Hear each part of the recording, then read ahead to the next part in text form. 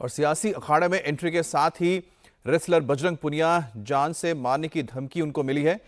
विदेशी नंबर से WhatsApp message के जरिए बजरंग को धमकी दी गई है, जिसको लेकर कांग्रेस नेता बजरंग पुनिया ने सोनीपत में मामला दर्ज कराया है, जिसके बाद पुलिस जांच में लग गई है। इधर कांग्रेस में शामिल होने और जुलाना सीट से टिकट मिलने के बाद पहली बार जुलाना पहुंची रेसलर विनेश फोगाट ने चुनाव प्रचार शुरू कर दिया है। मंगलवार को विनेश अपने चुनावी कार्यालय का उद्घाटन करने वाली हैं और उससे पहले जुलाना में विनेश के स्वागत में भारी संख्या में भीड़ उमड़ी। तो इधर हरियाणा में कांग्रेस और आप के बीच गठबंधन को लेकर चर्चा आखिरी चरण में है और इस गठबंधन पर फैसला आ जाने की उम्मीद है।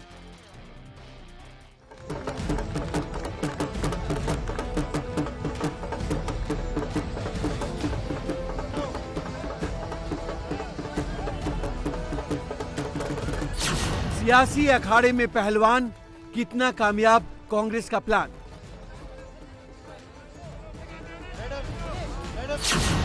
कांग्रेस में एंट्री के बाद ससुराल पहुंची विनेश, स्वागत हुआ विशेष।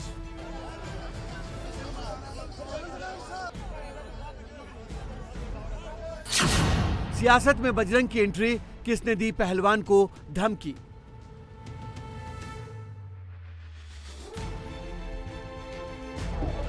सियासी अखाड़े में उतरते ही एक तरफ जहां रेसलर विनेश फोगाट को जुलाना की जनता ने जोरदार स्वागत किया,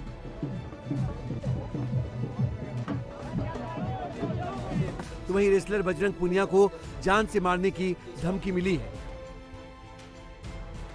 बजरंग पुनिया को विदेशी नंबर से मैसेज के जरिए जान से मारने की धमकी मिली है। व्हाट्सएप पर आए मैसेज में लिखा गया है, बजरंग कांग्रेस छोड़ दो वरना तेरे और तेरे परिवार के लिए ये अच्छा नहीं होगा। ये हमारा आखिरी संदेश। चुनाव से पहले हम दिखा देंगे हम क्या चीज हैं। जहां शिकायत करनी है कर लो, ये हमारी पहली और आखिरी चेतावनी है। इस धमकी भरे मैसेज के बाद बजरंग पुनिया ने सोनीपत के बहालगढ़ थाने में इसकी शिकायत दर्ज कराई है, जिसके बाद पुलिस मामले की जांच कर रही है। बजरंग ने थाना बहालगढ़ में शिकायत दी थी, उसको किसी बाहर के नंबर से धमकी भरा मैसेज प्राप्त हुआ है। उसकी शिकायत ले ली है, जिस पर पुलिस की कार्रवाई जारी है। सर, क्या शिकायत दी गई है बजरंग द्वारा, बता सकते हैं? किसी अननोन आदमी ने धमकी दी है। अभी ये जांच का विषय है, इस पर जांच जारी है। पुलिस बजरंग पुनिया को मिली धमकी की जांच कर रही है, लेकिन इसी बीच कांग्रेस में एंट्री और जुलाना सीट से टिकट मिलने के बाद रेसलर विनेश फोगाट ने चुनाव प्रचार शुरू कर दिया है।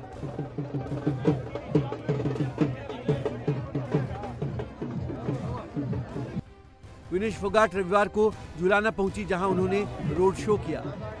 मंगलवार को वो अपने चुनाव कार्यालय का उद्घाटन भी करने वाली है।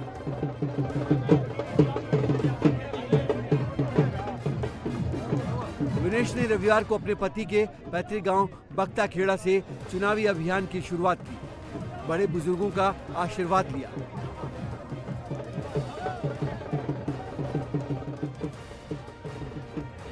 इस दौरान खाप पंचायतों और राठी समाज के लोगों ने विनेश का जोरदार स्वागत किया। विनेश के चुनाव प्रचार में निशाने पर कौन रहेगा, वो पहले ही दिन साफ हो गया। विनेश फोगाट के निशाने पर कुश्ती संघ के पूर्व अध्यक्ष बृजभूषण शरण ही रहे। विनेश ने कहा कि जिस तरह कुश्ती में उन्हें अपनों का साथ मिला है, अब सियासी लड़ाई में भी उनके चाहने वाले उनका साथ देंगे। वहीं बजरंग पुनिया ने सीएम सैनी को जुलाना सीट से लड़ने की चुनौती दे दिया।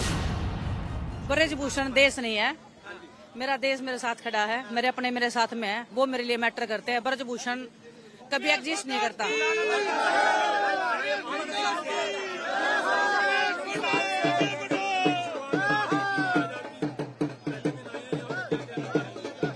बस मेरे अपनों ने साथ दिया है, जैसे कुश्ती में जीता है, ऐसे भी इधर भी आशीर्वाद रखेंगे और इनके आशीर्वाद से हर जंग को हम पार कर जाएंगे। देखिए, अच्छा करना हर आदमी के हाथ में होता है और मेहनत हर आदमी कर सकता है।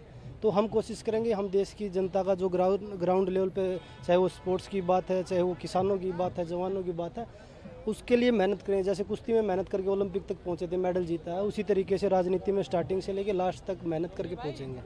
सैनी साहब बोल रहे हैं कि विनेश को कोई भी हरा सकता है, फिर आप लड़ लो खुद जुलाना से, और खुद कभी करनाल से बोल रहे हैं, कभी लाडवा से बोल रहे हैं, तो वेलकम है जुलाना में, आप लड़िए। आप तो स्टेट के मुखिया हैं।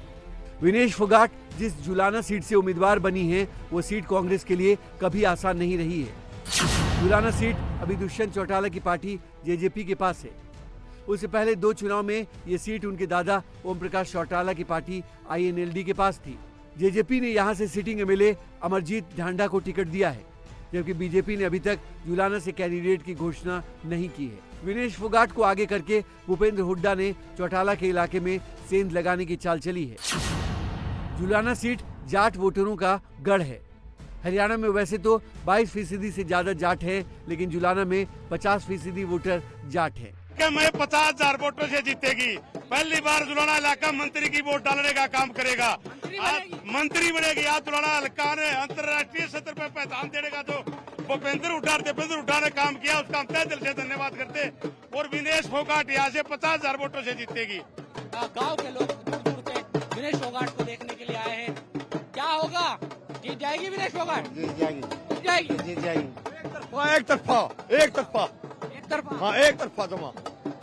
बीजेपी का क्या रहेगा? कुछ बीजेपी राज बीजेपी का है, हुड्डा राज नहीं है, या क्लियर है।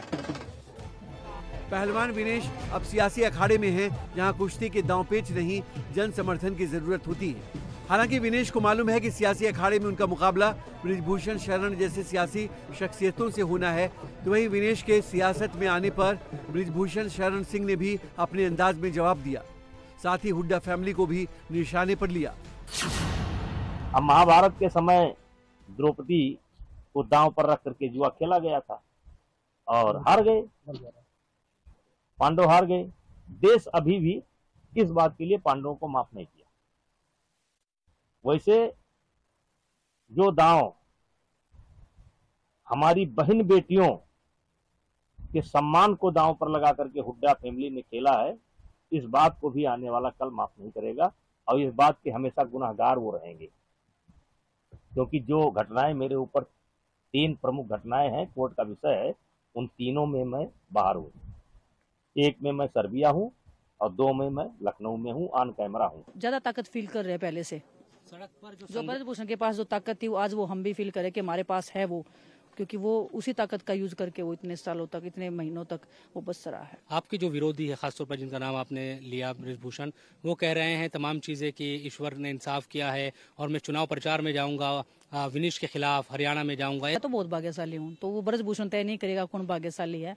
ये देश के प्यार, ये देश का सम्मान मुझे बता रहा है कि मैं कितनी भाग्यशाली हूँ।